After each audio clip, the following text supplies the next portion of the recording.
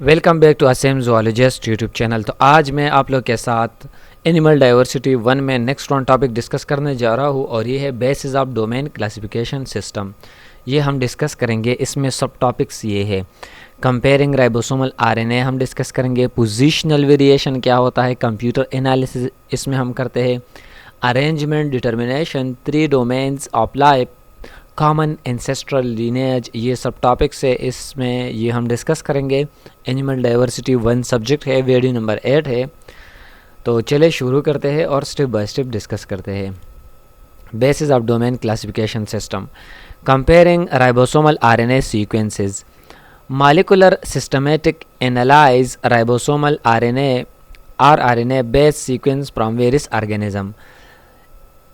इस सिस्टमेटिक्स में ये मॉलिक्यूलर सिस्टमेटिक में ये साइंटिस्ट क्या करते थे, राइबोसोमल आरएनए की सीक्वेंस को ये कंपेयर करते थे मुख्तलिफ ऑर्गेनिज़म के साथ कि इसका क्या ताल्लुक़ है। मतलब क्लासिफिकेशन इस बेस पर करते थे, राइबोसोमल आरएनए सीक्वेंस को कंपेयर करते थे मॉलिक्यूलर सिस्टमेटिक में मुख्तलिफ ऑर्गेनिज़म के। तो इस बेस पर ये क्लासीफाई करते थे मुख्तलिफ ऑर्गेनिज़म्स।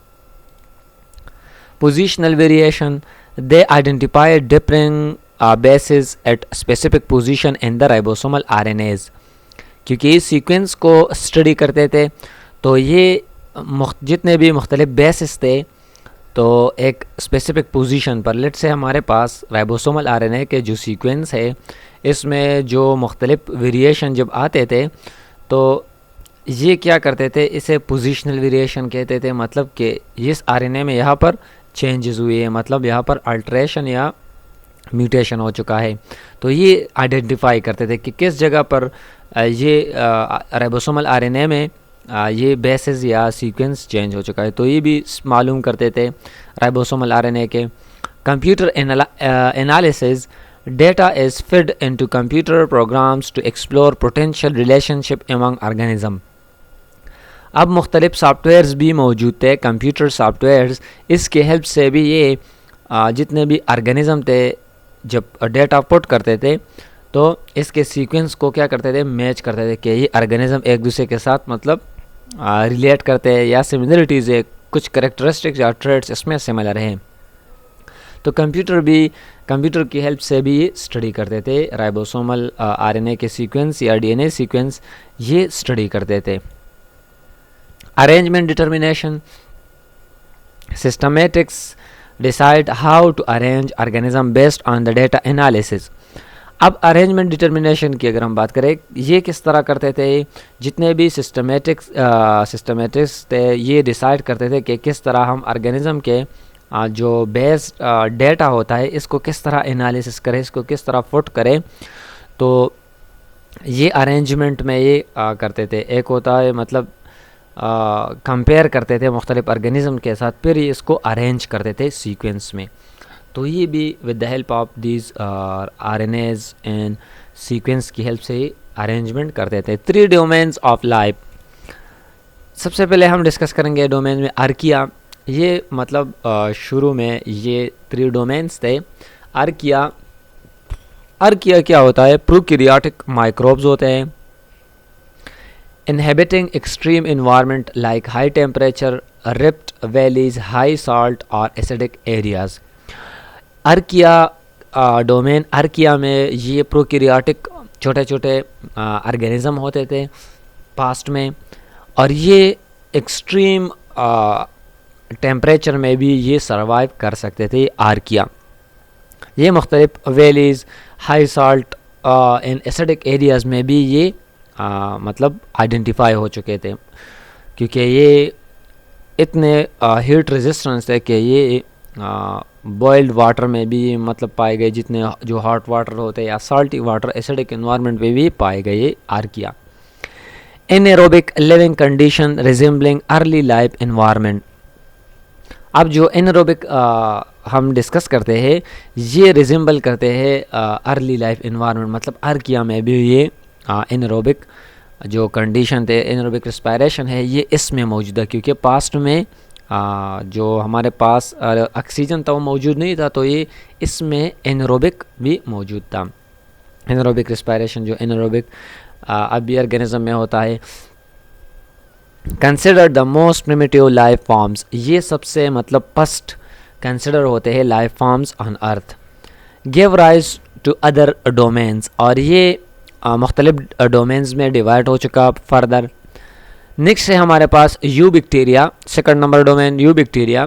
प्रोकैरियोटिक माइक्रो ऑर्गेनिज्म होते हैं, commonly referred to as a true bacteria.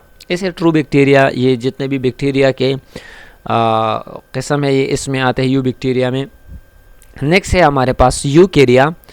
यूकैरिया encompasses all eukaryotic organism, इसमें जितने भी यूकैरियोटिक ऑर्गेनिज्म है इसमें आते हैं। More closely related to Archaea than Eubacteria, और ये यूकैरिया जो है ये क्लोजली रिलेट होता है archaea as compare to you bacteria. मतलब ये यूकैरिया रिलेट करते हैं आर्किया से, क्लोजली रिलेट करते हैं than Eubacteria. Eukarya's divergence from Archaea, Eukarya जो है ये हमारे पास डाइवर्जन है आर्किया से Eukarya occurred more recently than from you bacteria.